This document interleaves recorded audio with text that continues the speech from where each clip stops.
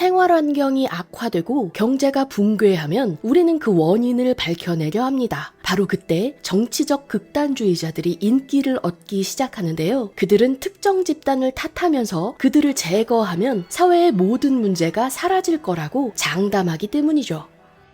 이는 다른 집단의 의도적인 제거로 이어지기도 하는데 인종, 종교, 성적 취향, 장애 등이 그 이유죠. 바로 제노사이드라고 알려진 현상이에요. 제노사이드의 10단계라는 이론은 인류를 향한 범죄가 어떻게 발생하는지 이해하기 위한 틀이기 때문에 이를 통해 우리는 조기에 위험 신호를 감지하고 그 범죄를 예방할 수도 있겠죠. 1단계는 분류입니다. 극단주의자들은 사람들의 특성에 따라 각기 다른 집단으로 분류하는데요. 그 결과 우리와 다른 저들은 적이야 라는 사고방식이 생기거나 사회 문제에 대한 책임을 떠넘길 누군가를 외부에서 찾게 됩니다. 2단계는 상징화인데요. 상대방 집단에 특정 상징이나 이름을 붙이는 거예요. 이로써 사회를 분열시키고 누가 어떤 집단에 속하는지를 확실히 하려는 거죠. 3단계는 차별이에요. 지배 집단은 권력을 사용해서 다른 이들의 특정 권리나 특권을 막아요. 새로운 법을 제정해서 소외 집단의 자유를 막기도 하고요. 괴롭힘이나 폭력의 사례가 증가하고 사회 분열은 더욱 악화되죠. 4단계는 비인간화예요. 타겟이 된 집단은 인간만도 못한 것으로 묘사되고 심지어 동물이나 질병 같은 것으로 비교되기도 해요. 인간성을 벗겨내버리면 그들에게 폭력을 행사하는 것도 더 쉬워지니까요. 5단계는 조직화예요. 이 단계에서는 통치 계급이 특정 집단의 폭력을 묵인하기도 하고 국가의 지원을 받아서 무장 집단이 창설되기도 하죠. 종종 가해자들이 다음 단계의 집단 학살을 위한 사전 작업을 치밀하게 시작하는 단계이기도 해요. 6단계는 양극화입니다. 이제 극단주의자들은 타겟 집단을 절대 악으로 규정하고 사회를 완전히 분열하기 위해 모두에게 한쪽 편을 선택하라고 요구하죠. 이런 갈등이 해소되기를 원하는 중도적인 사람들은 적으로 규정되면서 침묵을 강요당해요.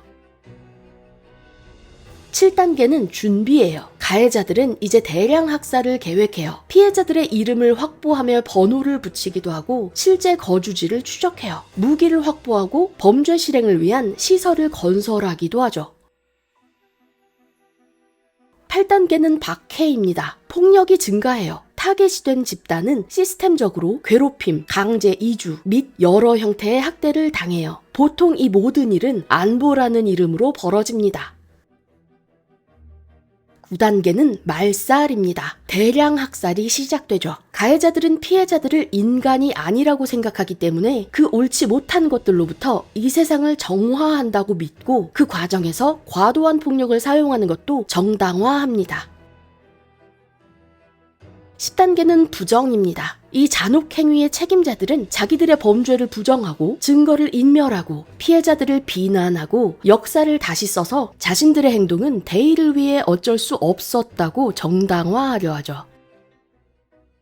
그렇기 때문에 제노사이드가 벌어진 후에는 반드시 그 가해자들에게 책임을 물어야 하고 그 트라우마를 적극적으로 다뤄야 합니다. 그래야 생존자들이 치유되고 사회는 다시 통합의 시도를 할 수 있죠.